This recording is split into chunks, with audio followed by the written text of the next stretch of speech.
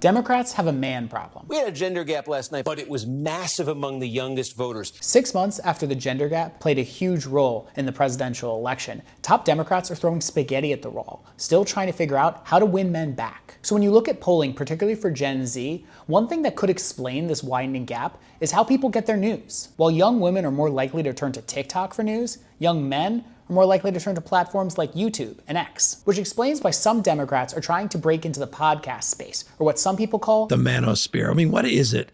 And who, by the way, who are some of these folks? I mean, people I think have heard of Joe Rogan. Well, it was certainly a small, sort of dark corner of the internet. It's become completely mainstream now. The manosphere includes a wide range of podcasts hosted by men that talk about different topics like sports, entertainment, and politics sometimes, but not directly. Using those platforms was an effective part of President Trump's strategy in 2024. It was mainly the Joe Rogan podcast because, you have the interviewer asking like unbiased questions, real questions that are coming from viewers. And that's one reason why Democratic politicians are either trying to start their own podcasts or sitting for long interviews with some of these popular hosts, particularly on shows that Donald Trump appeared on last year. While most Democrats agree that they need to help bring men back, there's still deep disagreements in the party on how to do it. I can't message to misogynists. I can't message that women shouldn't have equal. But I think if we say people are misogynists, then we're falling prey. We're in that frame. They may not have the answers right now, but they all agree that this is a problem that they need to fix. When Democrats are competitive with men, like they were in 2008